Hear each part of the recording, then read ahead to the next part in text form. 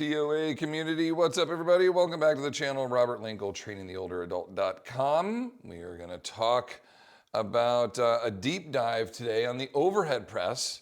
And maybe if you're lucky, Mrs. Linkul will chime in here. She is just off screen to my left here, warming up, getting prepped for our day. I figured I would pop on here and get a little video in. Got some wild beard hairs going all over the place. Hope you don't mind. Okay. Let's dive into this. We are going to talk about the overhead press, and this, as basic, as simple of a movement as it is, just like the hinge, just like the row, the other ones that we've done, there's a lot to cover in this. There's a lot to discuss. There's a lot of technical work going on in this ball and socket joint that if there's some type of limitation and you have, I don't know, 50 different things that could be wrong with this shoulder, that would not allow this bar path to occur. And so ideally, this is exactly how your overhead press would look. You would take the bar from in front of your chin at clavicle height. You'll see this press in the next image that I show.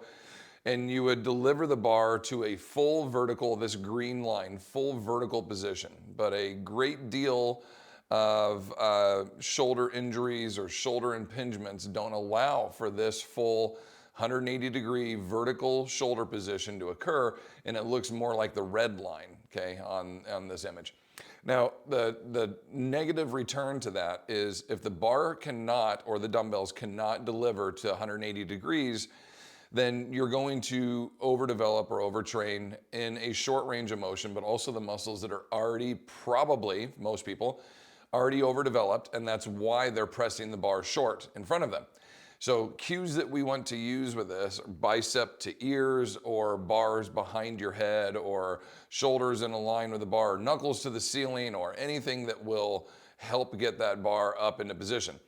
The barbell itself with a pronated grip is probably the hardest position to overhead press and the most stressful, and with limitations or injuries, probably the most damaging. Okay, again, I'm using generalizations to deliver as much information as I can to the masses. This is not the ideal implement, in my opinion, to overhead press, okay?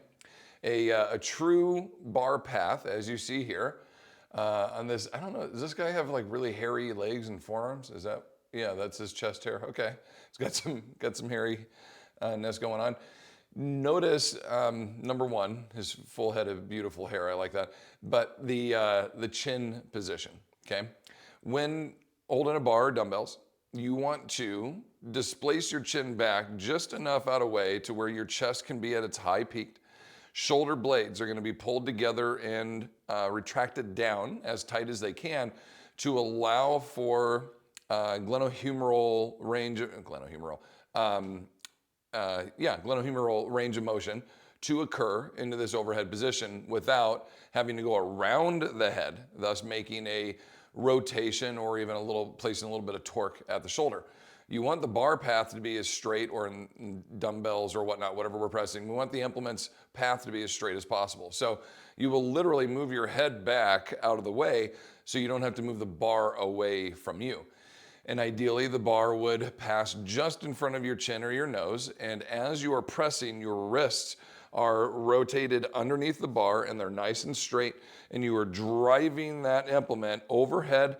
And the second it clears your forehead, you are trying to receive it back even further, delivering it right over your shoulders and keeping that nice vertical line as you punch all the way to the ceiling, knuckles all the way up, as you see in the image there, all the way on the right. And notice his head, his face and everything is on this side, the front side of his frame. This is a very good pre and post image. The pre, his head is on the posterior side of the 180 line, and the post, his head is on the anterior side of the 180 line, showing that the bar or the implement pretty much just goes in this straight path and we kind of move our bodies around it. Now, with the pronated grip comes the challenge of being basically in this externally rotated position. And you've got all kinds of different bony connections, let alone all the ligaments and the tendons, then all the muscles that are gonna then come over that, and any kind of asymmetries, overdevelopments, underdevelopments, and a whole slew of other injuries that can come about in here. This is a really tricky joint. It's its design is good, obviously, like that's what we're born with. But shoulder replacements now, like a total shoulder replacement, they're reversing the technique. Instead of there being a socket and then the glenohumeral head, or excuse me, the humeral head. Why do I keep blanking on that?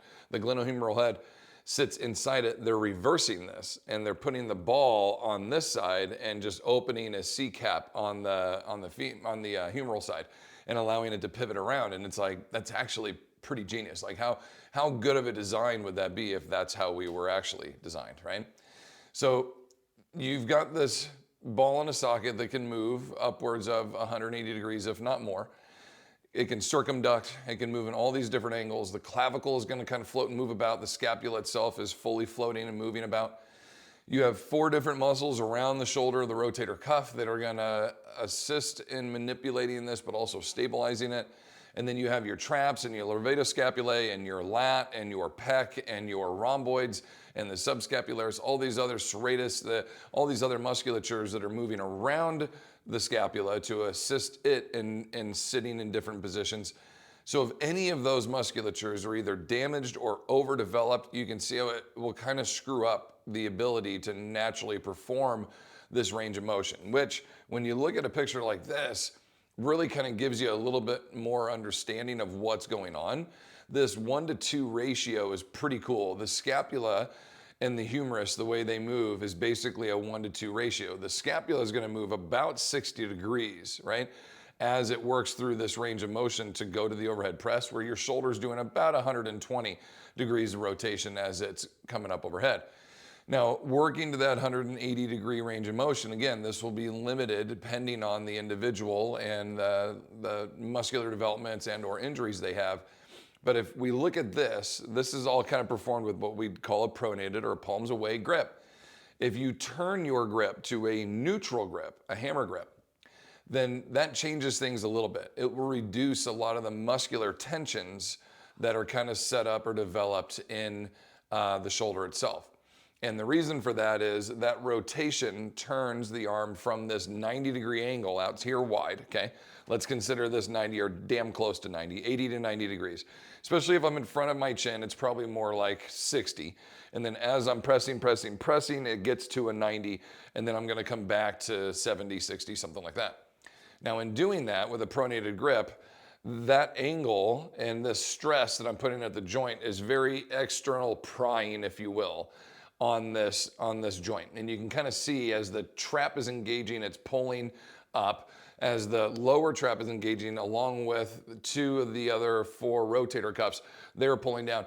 And then the serratus anterior is then pulling forward.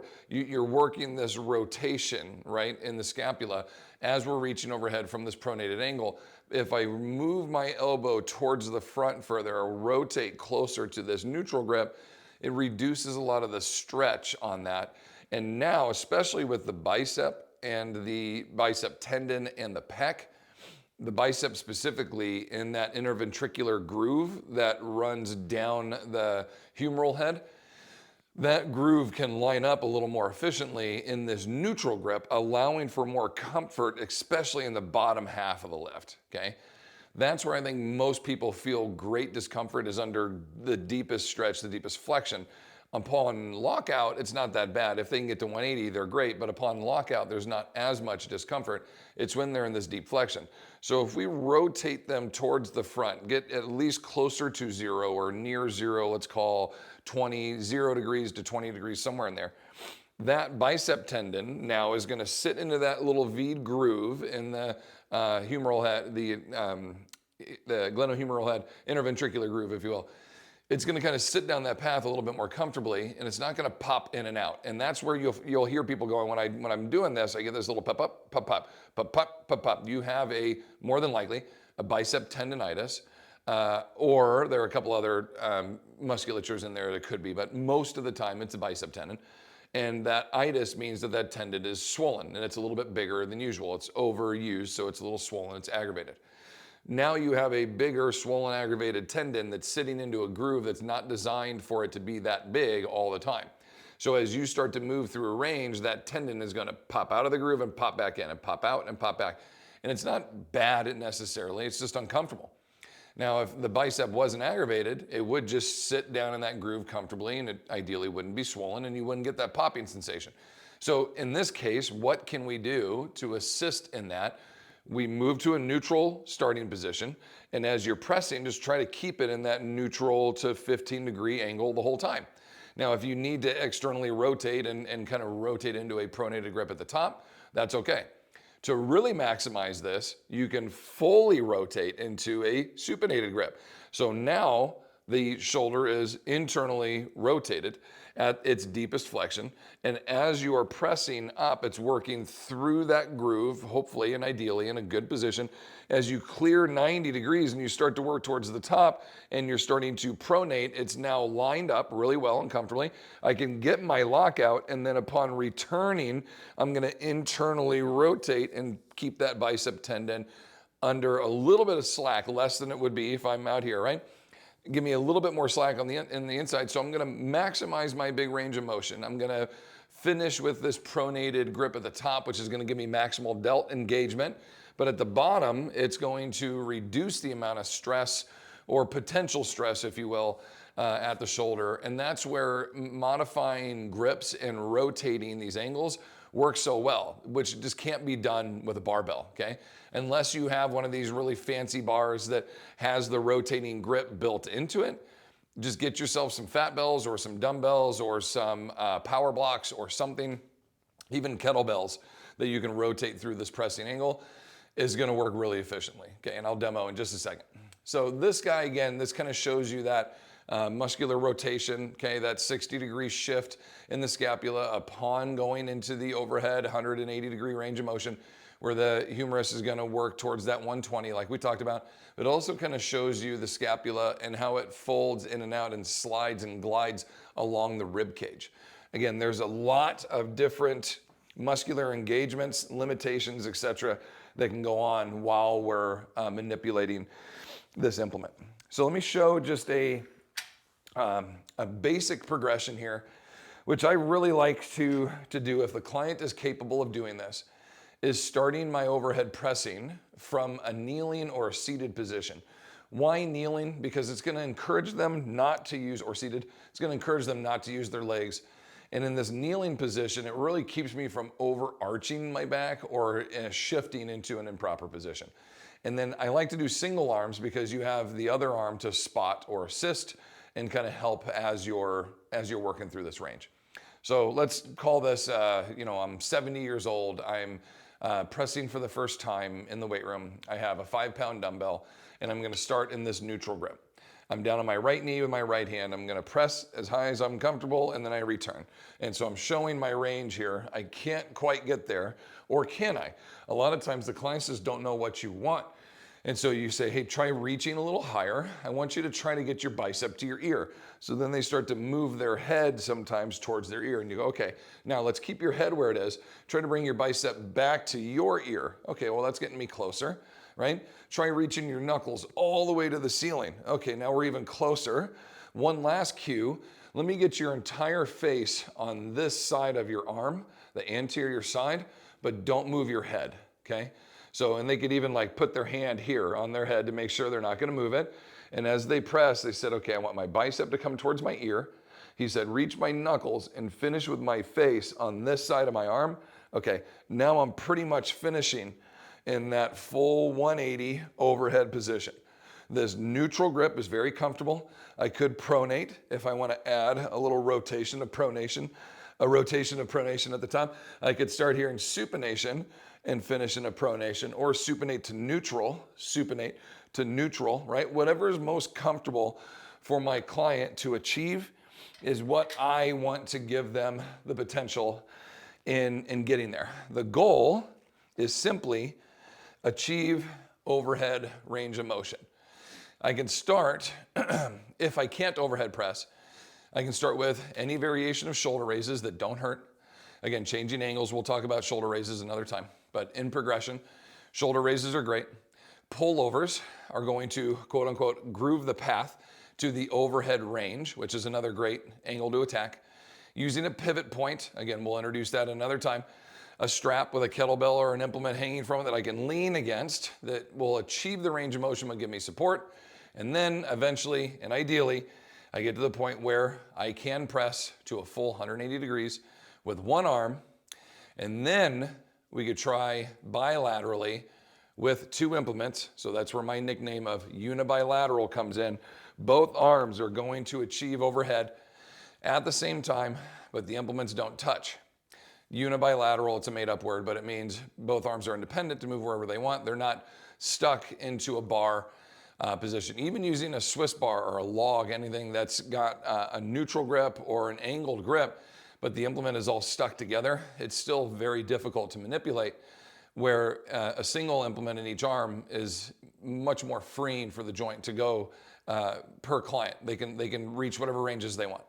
So you could do a single arm overhead press, dumbbell, any chant, or a fat bell. You could do an alternating single arm, right? So you start to achieve both ranges of motion. Both arms are under load, which is great because you get both scapulas retracting, you get musculature engagement under load, which both arms need to feel to progress to the point where they could both press at the same time.